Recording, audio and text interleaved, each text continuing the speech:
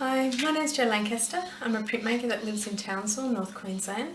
I've been printing for roughly 30 years. I studied at the Victorian College of the Arts in Melbourne and graduated with a Bachelor of Visual Arts from there. I draw and I print, but predominantly printing is my choice of media. I sort of tell visual stories of the landscape, and they're quite unique, in my approach to how I tell those stories. I do a lot of bushwalking, so when I'm bushwalking I sometimes take a sketchbook, but I'm predominantly visually taking in the landscape. So I'm thinking about the atmosphere, the temperature, the sounds, the landscape, what I'm seeing, and often I'll repeat the walk. So I'll go to the same location many times, and I'm noting those journeys. It might be raining one day or just very windy, hot, dry, and the seasons here in Townsville, we definitely have 4 seasons a year, but they're very subtle.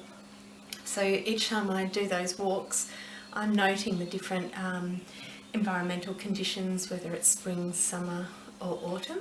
A lot of people might think there's only 2 seasons in North Queensland, but we definitely do have 4, but they're very subtle. And we live in the dry tropics, and I think I'm very much attracted to the landscape between Townsville, Charters Towers, and as far north as Weipa. The landscape is varied amongst this whole region, from dry tropics through to wet tropics and very dry out west. So I love the vastness of the landscape, and I'm also very interested in the surface of things. So I'm taking in the atmosphere, or what it is that the conditions that I'm walking through. I currently print in my home studio. I've got quite a large shed out the back of my house where I've got 2 presses and a lot of other equipment to assist me in my printmaking.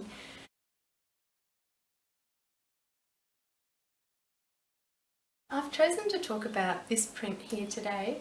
It's a print I made a couple of years ago for the Print Council of Australia Print Commission, and I've chosen this print because it has a variety of intaglio processes that I've used to create this print, which I thought was a good example of my methods and processes.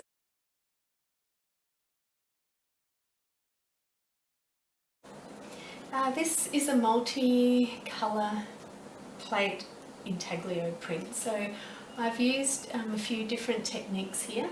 The background blue-grey plate is a repurposed lithographic aluminium plate that was actually created with Peter Lankester here in 2014 during a workshop that we did through Press North Printmakers. I've actually inked it up as an intaglio, pushing the ink into the textured surface, which would normally would be wet, or resist the ink, and the ink would normally fit into what the positive area, which is now the negative area on this plate. I'm very interested in experimental printmaking, pushing elements of print and plate to see what I can create and come up with something different within my work. Element of surprise is always a little bit fun, I think, when I'm creating prints. Also used for the green plate a copper etching plate that was open bit, a relief plate printed in like a warm tone there, lino block, and aluminium etching plate which was self-aqua tinting, and a plastic etching plate.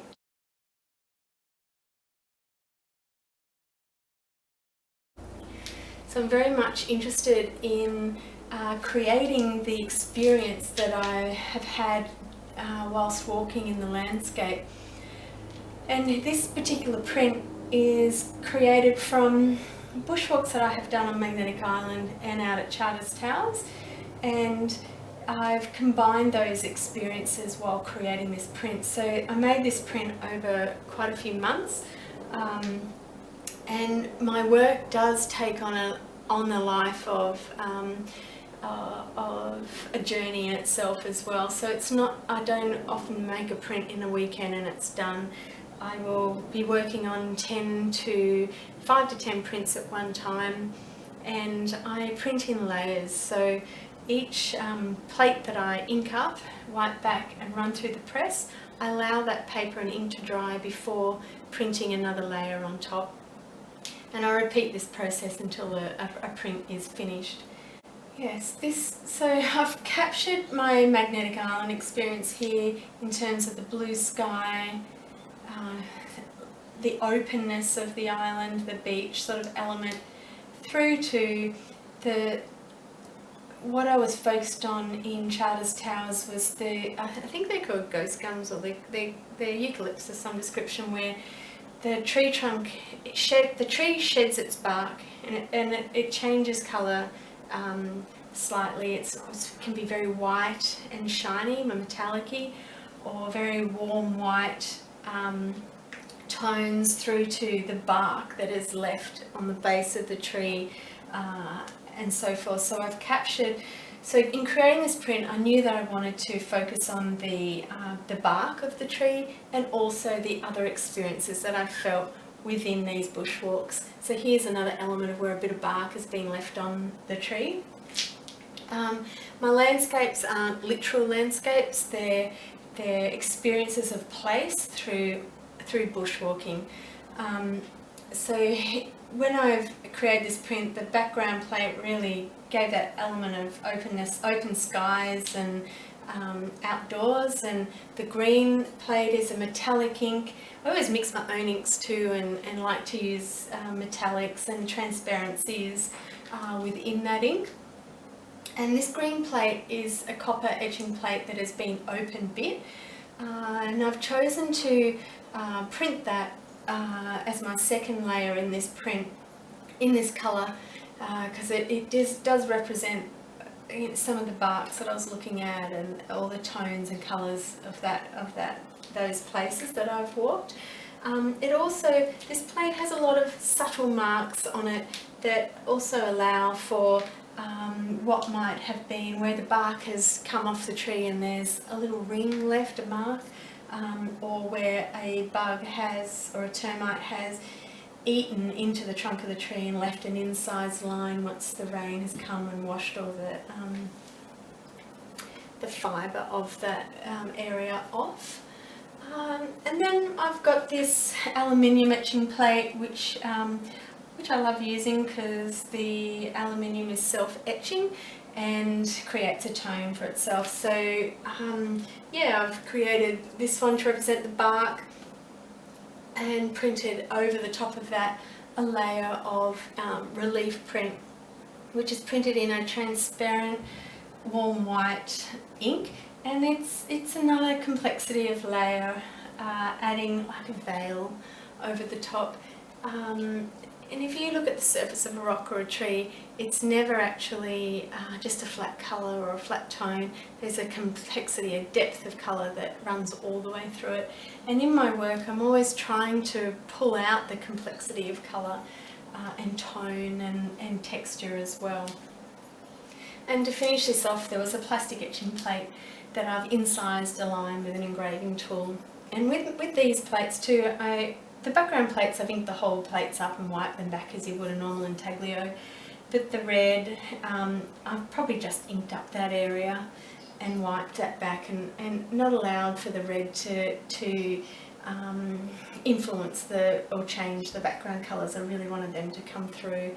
And this is probably a pure application of ink, and again with the plastic etching plate I would have probably just inked up that area and wiped it back, so not to influence all the other colour and tone happening in the other area of the print.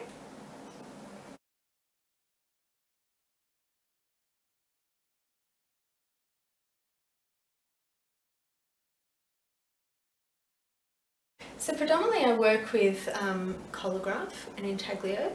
So I choose to work in collagraph print for the fact that it's large. I can work to a large format, multiple panels, multiple colours at an affordable price. as well as plastic etching plates. They come in a great size. I can easily carve them, and I can use a whole plate, just to put a line in and then grab another plate, you know, at very little expense. Both these mediums allow me to work very quickly and intuitively. So I do a lot of my gathering of information while I'm bushwalking. I might draw or take some photos, but I'm usually taking photos of the surface of things, so the texture and so forth. And then I'm working in the macro. There's these two elements to my work, macro and micro. Taking in the environment and absorbing that from a visual perspective and an experience through landscape. And when I'm back in the studio, I draw upon those memories of those feelings or sensations, experiences, to create the greater atmosphere within the print, or the greater elements within the print. And then the other element to my work is this topographical element that has come into my work. Well, it's been there actually since uni days, and it's becoming more of a curiosity within my work, and trying to understand why that I do have this topographical element there. And I think it comes back to my experience from my childhood experiences with my dad. He worked for mining companies as a draftsman, and he worked for companies like Geometrics and Aerodata, and he spent a lot of time in planes drafting the landscape, maps of the landscape for where they were going to mine, through the cameras and equipment they had in the small planes. So we would often spend time with Dad in these planes looking down at the landscape. And he lived in North Queensland and we lived in Melbourne, so he would drive down and pick us up a few times a year, or we would fly. So we spent a lot of our time looking out plane windows or driving through the landscape. So the landscape is very prominent within my being. I think it's seeped in. But this subconscious element of my work, of where the topographical element is coming out from very early, informative years, by spending a lot of time in the air. And I quite like that element. It's had me thinking for a long time. But that's come out in the last couple of shows that I have produced, one for Umbrella Studios and one for One Space Gallery. They both had the title within them, Mapping the Landscape, and one was Accretions, which is the surface of things, and one was From the Mind's Eye, which was the memory of all those experiences in the landscape. So I created those two bodies of work, or two solo shows for two different galleries in 1 year, and I really got to push that element of working from memory and in place. Very much enjoyed that. And the colograph, going back to texture or processing, methods and processes, and the challenges that I have, I find I often work between 5 to 15 layers of ink for each print. And working from different textured plates, so colography is very textured. I might build that surface up with glues and grits and string, or I'm incising into them. And the way that I ink those up is with a stipple brush and wiping back with a tarlatan or telephone book paper to polish those surfaces. But I find if I was to use straight ink, that I just can't get that complexity of layer or colour that I'm really interested in portraying through my work from the observation of surface of things in the landscape. So I use transparency ink in my printing. So a lot of them, not all of them, it just depends on the plate and the colour that I'm wanting to either put on top or come through. I usually use about a 30% true ink and 70% transparency mix to layer the colours and allow different elements to come through different parts of the print.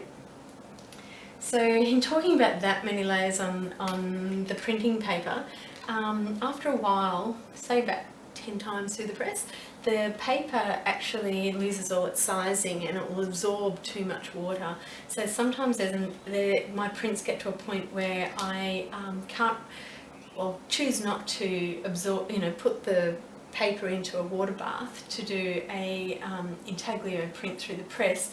So I may then employ a relief cup to print that next layer on, and I won't necessarily put the whole paper in the tub of water, but I may spray it lightly on the back, and that's enough just to allow their paper and their ink on there previously to pick up the information off the surface of that relief block. Something else that I employ is stitching into the print. That is an element that's come in since being lucky to view a Sydney Printmakers exhibition here at Umbrella Studio a few years ago, and a few of the artists in that show were stitching into their prints. And at the time I didn't see it as something that I wanted to do in my work, but it was definitely something I was intrigued by and liked the look of. But it definitely wasn't something I couldn't see how I would bring that into my work until I was printing on a print that couldn't go through the press any further, and I wanted a textural element, and I wanted an intense strength of colour in a line, and so I stitched that in, and now it's starting to become a more regular feature in some of my prints. It also allowed me to integrate a topographical element of longitude and latitude within my work, and I could stitch that into the print and give that reference of landscape and place, and it was almost like pinpointing this is where I was bushwalking. But again, my work isn't a literal landscape at all. It's all about my emotive response and experience within the landscape.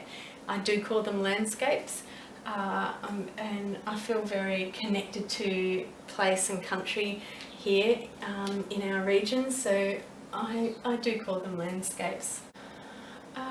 I predominantly create works, unique state prints. I very rarely make an edition. So this, as I might have mentioned earlier, this print did challenge me to create such a large edition, but it also allowed me to realise that if you want to do something, you can do it, and you just keep going until you get it. And I was very proud of the edition that I actually created for this. My works are pretty much always bleed prints, and I do print, my plates sometimes are much larger than the paper. But I might just want one element of that block to be printed, so I can use all different sizes on the plates that I create. I will reuse my plates over and over for different prints, but they'll be in different colours and a different formation. And I don't often use the key plate, but I often use all the textured plates over and over again, and that sort of helps me work through my process of thinking as well. So recently I've created a couple of artist books, and they do help me understand my relationship with print, because print is traditionally something that you edition, you repeat it to be the same. But in my process, I'll print multiples of the same thing, but they always look very different. And these artist books talk about that journey between a starting point and then how I work through the unique state print to the end there. So with my relationship with the Newcastle printmakers is a fresh one.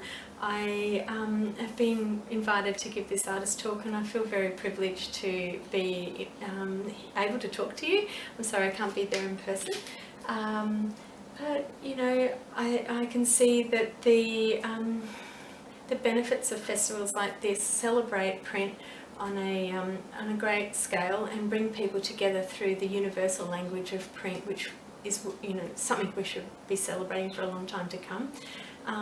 It is something that I've shared with other places, Portugal, Canada, and it's something that I enjoy communicating with people through. So we often are always sharing our techniques and processes and combining our skills and knowledge, and I think printmakers do that very well through sharing that. So thank you very much for your time today and allowing me to give you this artist talk.